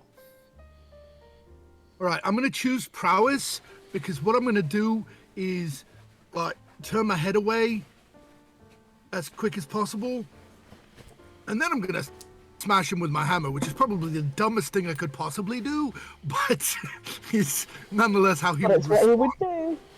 Right. All right, so let's roll that resistance. And that's prowess, yeah? Yes, prowess. Okay. And no bonus dice, yeah? No bonus dice, correct. All right, you got a 5, so you will suffer 1 stress for this resistance, and you will go down to first level harm of spooky cold. I don't like that. Indeed, indeed. And I am understanding that you then want to strike against this ghastly apparition. I do. It is a, big iron hammer. I don't know if that matters for ghosts in this setting.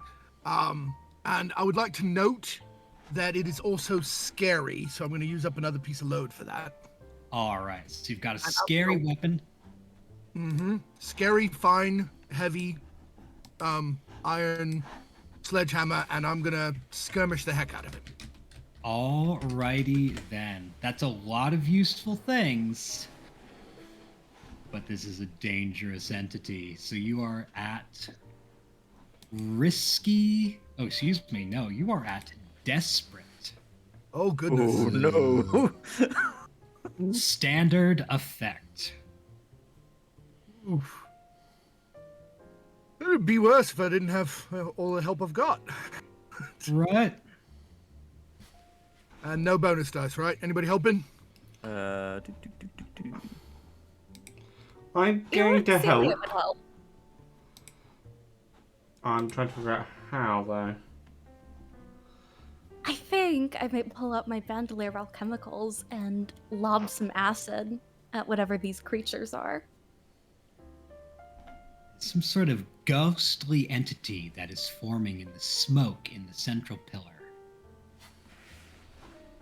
Oh boy. Possibly a chemical that disperses smoke, or something that's known to counter ghosts. Like, I don't know if silver nitrate or something like that has any effect on spirit world. Well, I have a My vial. major is in chemistry. I should know this. Yeah. I've got some arcane implements. I'm not sure if that would help.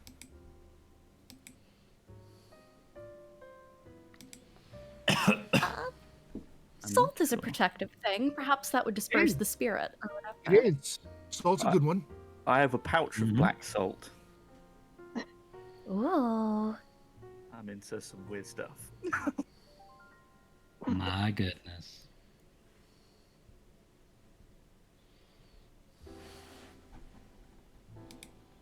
Alrighty. Well, an alchemical that might be of use is quicksilver. Which I do basically- have. Mhm. I have a vial of quicksilver in my arcane implements, which I'm more than ready to help with if needed. Excellent. So these items get put on board. That means you are going to get a bonus die. Are you going to push yourself? And that costs me 2 stress. 2 stress, yes. Considering how bad it nearly hurt me just by, me seeing it, yeah, I think I'm going to. Alrighty then. So, 2 bonus die? 2 bonus die, yes. All right. Sprinkle the quicksilver over his hammer. Dark Souls weapons. Right. And here we go. Rolling. Oft. A partial success is certainly better than a failure. Right. You shall bear your hammer against this glass pillar as your companions utilize their quicksilver implements to ablate the effect of the ghostly apparition that is formed within it.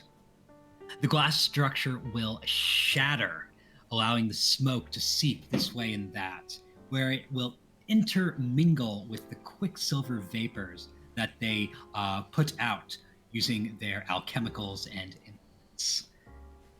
Terrible hissing noise of the entity will fill the room and grumble through your ears once again, and through the ears of those assisting you. Those that were involved in this roll, assisting or rolling, are going to take second level harm of Eldritch Chill. Shit. And once And again, you may all individually resist or take the full Monty. definitely prowess.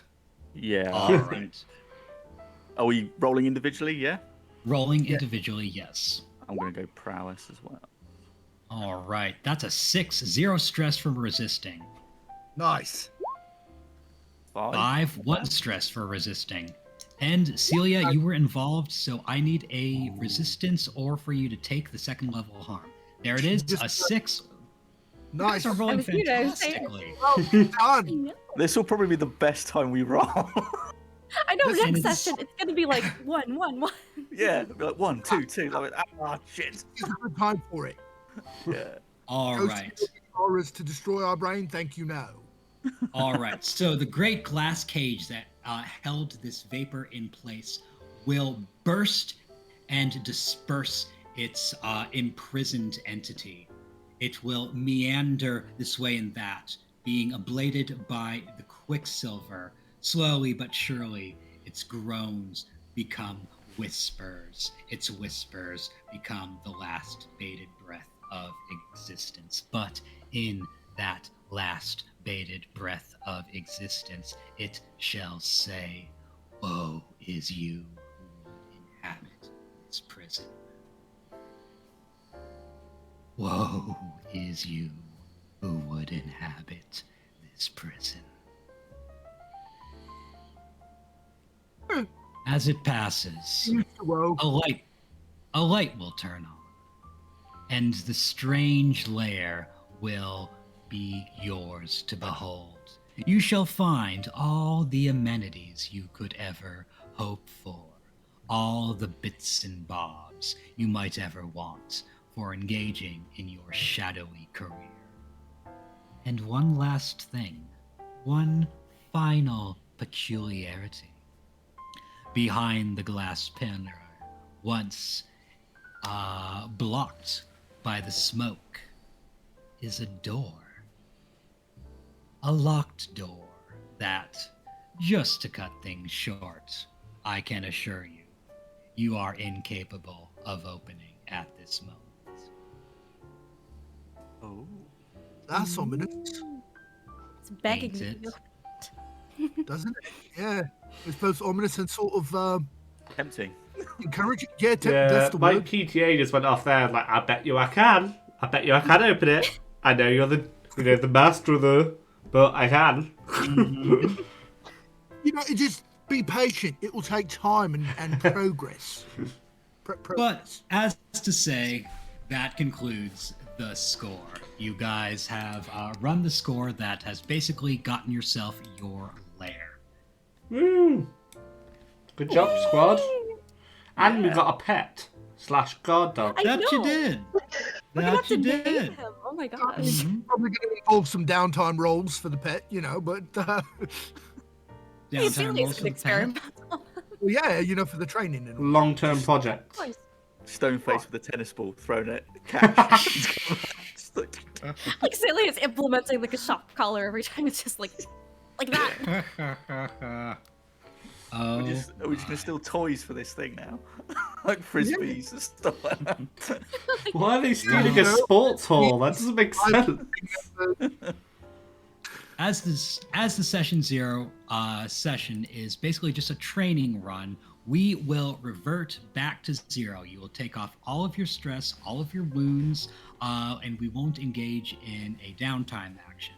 We'll just basically hard reset, and you'll be ready to go for the next one. Which means we are basically done. Perfect. That was amazing. Indeed. That was our first run of Ein Memetic Mori, Blades in the Dark actual play stream. I'd like to go through our cast a moment, give you guys an opportunity to shout things out, and then I think there's going to be a raid. I'm liking what's coming. That really surprised me Oh. because I was supposed to organise that. So then, let's start at the top. Shiv, give us some Hello. shout-outs. What do you got to say? Hello, I am Shiv, and I'm on Twitter at IOShiv, and you will see me again on this very channel on Thursday for Homebrew Havoc, where I will play Hawthorne the Badger Cleric. Excellent. Bringing us then down to Abby. Abby, you got any shout-outs for us? Oh, I got a few because there's so many amazing people here. Firstly, want to thank you all for being such amazing players and for Shiv for inviting me. But if you want to see more of my face, I am on Mr. Mephisto's Twitch of Milwaukee by Night, a V5 Vampire the Masquerade game playing Pixie. And you can find me on Twitter at Enough of Abby, where I make lots of jokes about being a nerd and talk about Indigenous issues. Lovely. And bringing us to Paul. Howdy, I am Paul, once again, aka Ampersand. You can find me here, exactly here, in 2 days' time. You can leave between now and then, but don't. Where I will be joined by Shiv, Sealy D&D, who has been in chat,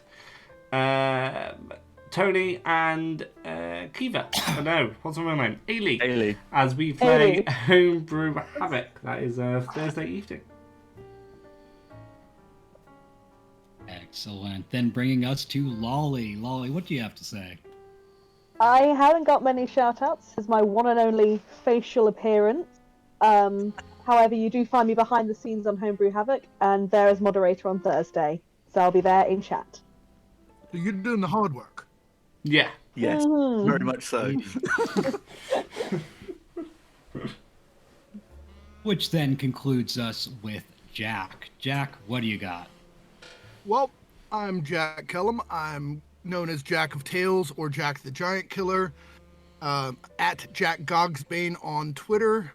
Of Gods and Game Masters on YouTube. itch.io. Drive through. My website, which is ofgodsandgamemasters.com, etc., etc. This is my only second time doing an actual play. The first one was a one-shot, and I really appreciate the invite. It has been a lot of fun. Which then brings us to me, I suppose. I'm CC. You can find me at cc ... on Twitter, but I don't really use it much. So if you're really keen on following dead Twitter handles, go for it by all means. My big project at the moment is right here in front of you. Ein Memetic Mori here on Ampersand D20. And do hope we've got you hooked. Be having more of this every week, Tuesday, 8 p.m. BST, or that would be, 3 p.m. EST, to convert for the Americans, but otherwise... Just stop being Well. American. Just stop it. I've asked so many of you now. You'd think someone would listen to me. Good. I've got a good thing going here in Put some of blood. Oklahoma. Yeah. I'm not even sure how that would work. I don't know. I'm not the ideas my person, okay? ancestors, I'm not the how we walked person. a lot for this land. I want to keep that. It's yours Let me by pick right. which tribe? Rightio, everyone. Thank you for absolutely everyone who joined us. Who, yeah, Lonnie. Yeah, you should give me that look that said I'd done something. Thank you to absolutely everyone who followed us during this session, especially to BandReaper97, who did it about 16 minutes ago. Thank you to Shiv, CC, Jack, Lolly, and Abby for joining me here today. You've all been absolutely wonderful. A special shout out and round of applause for CC, who has kindly taken over DMing this for me because I didn't want to. Pretty much. As you've heard, we will be back in about 44-ish hours, where we will be doing Homebrew Havoc. But for now, we shall say farewell to you all. I love you all very much, and we are going to be raiding Play Nerd Allies, assuming I've done it correctly. They are a wonderful group of people who are currently playing Dungeons and Dragons, which I hear is a TTRPG. Who knows? Oh. Imagine that. I know. It's one of those indie TTRPGs that no one's really ever heard of. But yeah, we are going over there right now. Good night to you all. It's been absolutely wonderful. Bye-bye. Bye. Days. And I think we've rated. Ooh.